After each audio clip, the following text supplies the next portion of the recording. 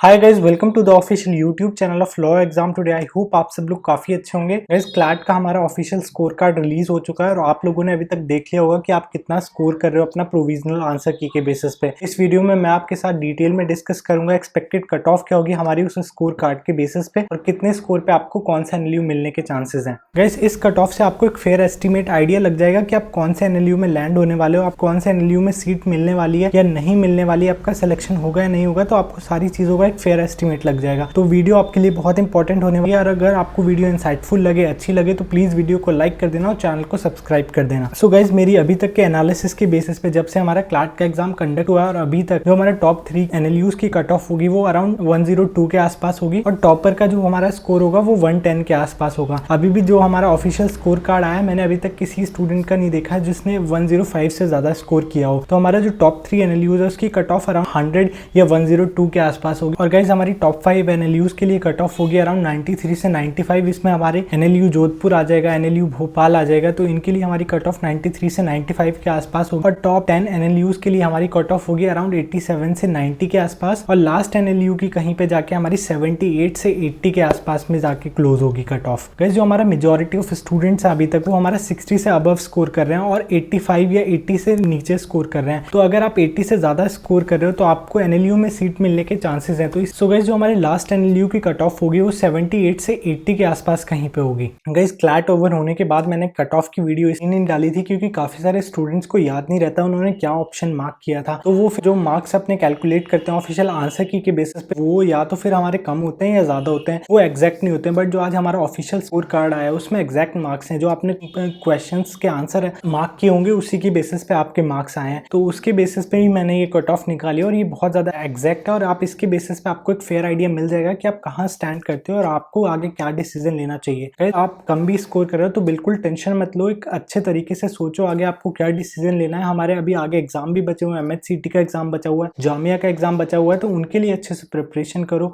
और अगर आप चाहते हो मैं आपके लिए एक वीडियो बनाऊं ड्रॉप ईयर में किस तरह से प्रिपरेशन करनी है, क्लैट 2021 के लिए किस तरह से प्रिपरेशन करनी है, तो प्लीज कमेंट सेक्शन में बताओ। और गाइज, कमेंट सेक्शन में अपना स्कोर भी बताना और अगर आपके स्कोर कार्ड में कुछ इशू आ रहा है, जो आपने मार्क्स कैलकुलेट किए थे और जो आपके मार्क्स स्कोर कार्ड में आए हैं उसमें कुछ डिस्पैरिटी आ रही है तो वो भी कमेंट सेक्शन में बताना। मैं आपको पूरी हेल्प प्रोवाइड कराने की कोशिश करूंगा, आपके इश्यूज को रिजॉल्व करने की पूरी कोशिश करूंगा। तो प्लीज कमेंट सेक्शन में कमेंट करके बताना और चैनल को सब्सक्राइब कर देना, वीडियो को लाइक कर देना। All the best guys, thanks for watching the video.